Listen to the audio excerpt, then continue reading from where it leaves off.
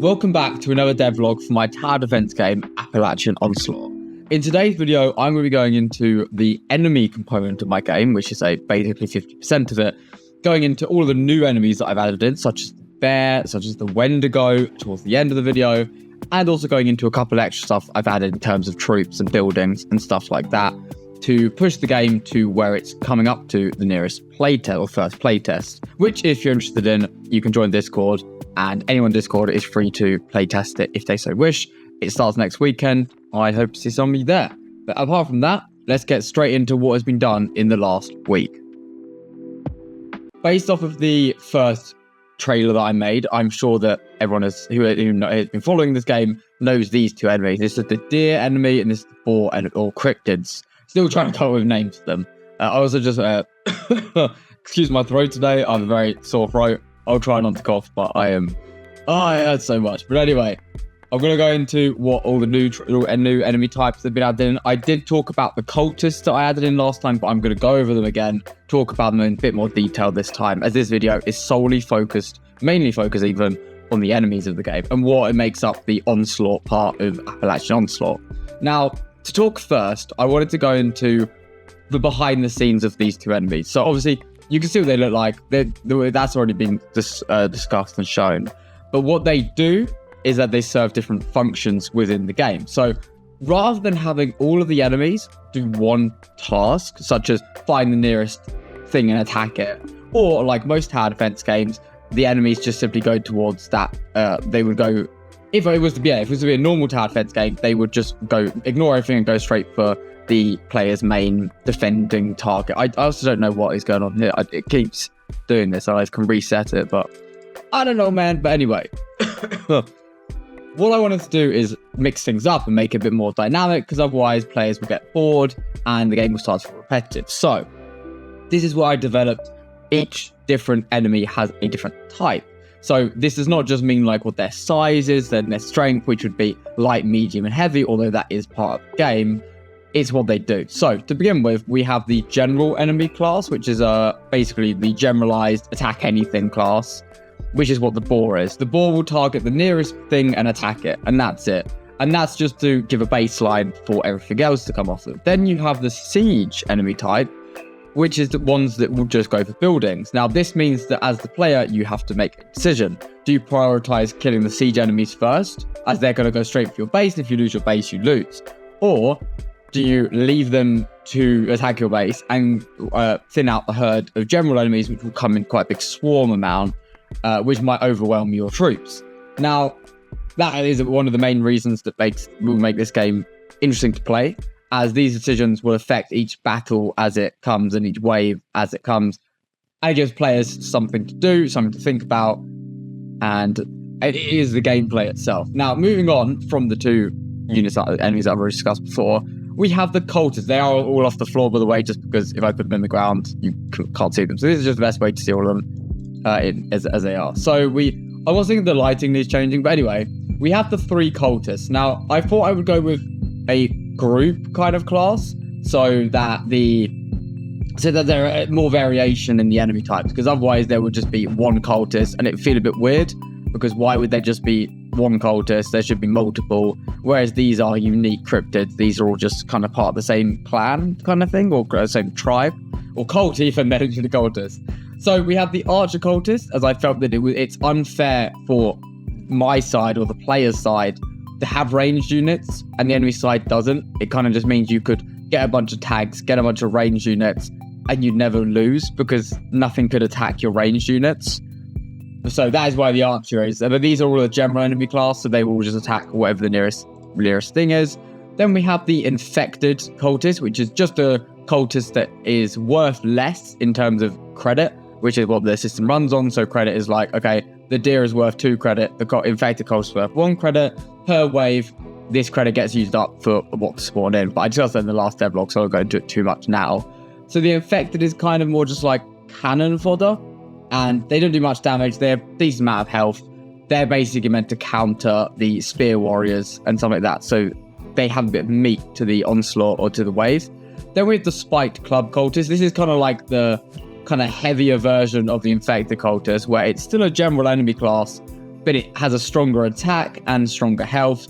And this is to make some of the enemies a bit more bulkier. So you, again, have to decide, okay, if my troops are getting wiped out by heavier enemies, I, as a player, have the control to target them while my troops deal with the other enemies.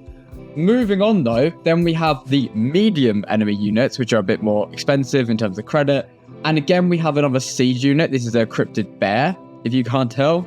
And this will just go straight for your base and attack it. That's pretty much all the same as the deer, just that it's more of a tank class.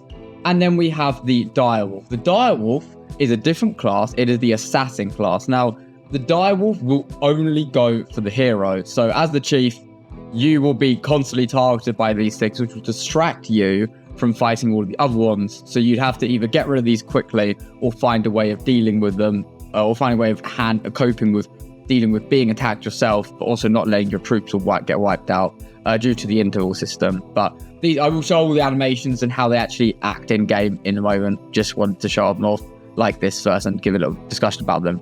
Then we have the first heavy unit of the game, which is the Wendigo. Now, the Wendigo is a general enemy unit, but the main thing with the Wendigo is that it's massive, and that when you see one, is meant to be the kind of thing that is like, oh shit, okay, right, target this thing first, or it will decimate all of your units, because it has, which none of these ones do, a splash attack. Now, I decided not to do a splash attack with any of the others, because it would probably, like, the troops group up. So therefore, if I only have the Wendigo have the splash attack, it makes it a lot more of a threat and something that you'd actually have to deal with quickly before it kills you. Now, that goes into kind of what each one does. So I will just quickly start the game up and show what they like and the animations. I did redo the animations for the boar and the deer because they really needed it. So this is the Wendigo. I'm going to try to run away from him because he's very stronger, but very powerful, and he will one-shot me. There's the deer going for that. And as you can see, I'm the only one currently out. But if I was to sort of spawn in some of my own units, which I only spawned in during the wave start, this is how everything was. So as you can see, that's a stun tower, by the way. I think I've run into it before. The siege units are just going straight for the buildings, and everything else is going for me. That is the lightning tower. That is, I will talk about in a second as well, which is one of the new towers in the game, as it is a tower defense game. So I thought it would be appropriate to have at least some towers in the game, just as a supporting role, as the main thing is spawning in troops, which I've again gone over before. Now, okay, there are still a few bugs. Again, they're all getting fixed up, but they're not awful and they're not game breaking. And obviously now that the wave has started, it's spawning them all in random chunks, so it's not just the ones I spawned in. But yeah, that's what all of them look like actually active within the game, what is going on there. But now I wanted to go back into, we're going to get rid of all these now and go into all the other stuff that has been added to the game in the last week. And I will also, before I do that, I will talk about how this system, the reason I'm using this kind of enemy style rather than the basic one. There's a normal tower defense where the enemies just need to basically get from here and they follow a set path to get to point B, basically. All of them will spawn from here in random waves. And that means that each wave will A, be different, and B, because you, the player, is not top down, you are taking part in the battle, it gives you something to do each round, and therefore each enemy should be able to reflect or interact with the chief and the troops in a different way, rather than just having the towers. Now, similar to most tower defense games, they can't actually attack the towers, because I didn't feel they're a supporting role. They should be alive for the entire game. You've bought them, they should stay for the entire game. But we will now go into some of the new buildings that I've got into, that I've made recently, as basically from this point onward, I keep saying basically, the game has all the content in it that I want to be for the main release. Anything past this point is just polishing, bug fixing, and there's no audio yet, which is a very major thing that I need to get done next week. So, and descriptions, because descriptions are still a major issue. This is what the new building screen looks like, by the way. Oh, of course, there's some new troops that I've got to talk about. So, going into the build menu, as you can see, there are two new buildings. We have the Shaman Hut and the Golem Ruins. Now, these are two of the more expensive troops and therefore more powerful. So, this is the Shaman Hut. It acts as a healer. It will heal the unit with the lowest amount of health. And then we have the Golem, which is basically the only way to counter the Wendigo. Now, it is incredibly expensive to get it, and the spawn cooldown is really high. Otherwise, it'd be a little bit overpowered, but this is what it looks like in-game. So this is the only real way to counter the Wendigo. The Wendigo is meant to be a main threat, and it will come in later waves. So therefore, you need something to fight against it. The reason I wanted a Golem in the game as a heavy troop is the progression of the game. To make players want to continue playing, they need to have something that they're working towards that is stronger and more powerful than what they currently have. And this is what the Golem and the Shaman all each represent, rather than just having the basic Spear, Warrior, and the Archer. As also just mentioned, that the Golem does also have a splash attack, as just to counter the later waves where you'll have mass amounts of troops. And again, there's no other troop that has splash damage, as it's like a major function in the game, or a major ability. It's a very powerful ability in the game. Oh my god, I'm getting harassed here. But yeah, that is the two new troops, so that's what I really need to go and do for them. Now, I don't know if you can have seen, but throughout this wave, there have been lightning strikes, as you can see over there, coming throughout the battle. This is one of the new troops, towers in the game, and it's, again, one of the most powerful current towers in the game, the lightning totem. Now, the way it works with these towers is you don't upgrade the towers once you've bought them. They're kind of just a place them and forget them kind of thing. But as you can see, this is another form of progression, which is the price goes up for each one. So in the beginning of the game, you will not be able to get a lightning totem without majorly affecting the rest of the game, as you need to buy other things. But then when you get to later wave, when you have the resources to spare, you can get the higher tower, which is how the balance of the game comes out. Otherwise, and you can just swap and replace them throughout the game. Another thing I do want to add in before release is going to be the meta progression, which is going to be the perma rewards. And I also feel that it might make more sense that you don't just have all of this unlockable immediately. This time maybe you have to unlock each one throughout the game by beating hard up with waves and stuff like that. Similar to how Heroes and Castles does it, which is what the game is based off of. The upgrade system still works and all stuff like that. So that is pretty much everything in the game currently as it stands. Moving on from this point though, there are two major things that I need to get done before the playtest, which is next weekend, is audio. A significant portion of what makes the game enjoyable is the audio. Right now, there is no impact to any of the attacks. There's no ambience. There's no feeling or emotion to the game. There's only gameplay. Audio adds that in, and that's something that's going to be focused on next week. Adding on to that, there is one more thing I want to do.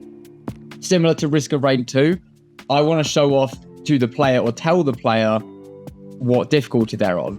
Currently, we're on wave 8, and that is a medium wave, but how is the player, or a medium difficulty wave, but how is the player supposed to know that harder waves bring harder enemies without seeing it? An easy way to show that is to have a meter in the top left that says, okay, this wave is a medium difficulty, and the difficulties obviously go up as the game continues. So that is a major thing. And similar to that, what the game really is struggling on, and I think this will come up in the playtest, is there's not a lot of information to go off of. You kind of have to make a sort of decisions without fully knowing what they do. For example, when you upgrade a building, it doesn't actually tell you what the stats increase to. Or when you get a new troop, it doesn't really tell you much about the troop. It just kind of shows you off the image of the troop, and you go, okay, I've got a general idea of what that is. Same with the towers. I mean, you can guess what an arch tower does and a lightning tower does, but it might be best to have a little description for each of them to tell the player what is going on with each of them. Oh yeah, you can't react to them. And similar stuff like, most importantly, the ability meter or the ability screen where you can upgrade abilities, that really needs a description for each of the abilities. Otherwise, it's like, you genuinely as the player will have no clue what the abilities does, and you'll be like, right, why am I going to invest time and levels into this ability over another ability? Basically, a lot of the game is meant to be that the player should have informed decisions over what they do. So this is a rage ability, this is a ground slam ability. The icons kind of demonstrate that, but they do need a description to show off what they do and also what upgrading them does. Same with, obviously, the resource totem. Like this, for example, increases the amount of resource earned per wave. It shouldn't say exactly what it does, but it should give an idea to the player, like, okay, if I put money into this, it's going to cause this effect. So that is pretty much everything I wanted to go into for this devlog. Next week, again, there's going to be playtests all over next weekend. So if you are interested in that, please do join the Discord and get involved. It would be really nice to have some people see what the game is like for themselves, so I can start doing some polishing for the demo releases in middle of June. And saying on to that as well, if you are interested in this game, then please do go and drop a wish list on it on Steam. It is currently on Steam. I will be very looking forward to finishing this game, getting out there. And just to preface, I said this on the Steam page, this game is the type of game that is going to have a lot of post-launch content added. So as you can see, if I go over to this, to the troop upgrade, there are empty slots. These will be filled up over time once I have some idea of what else I want to add in for troops and to, expand on the game past launch. So yeah, if you're interested, go give it a wish list. And apart from that, thank you very much for watching, and I'll see you all in the next devlog.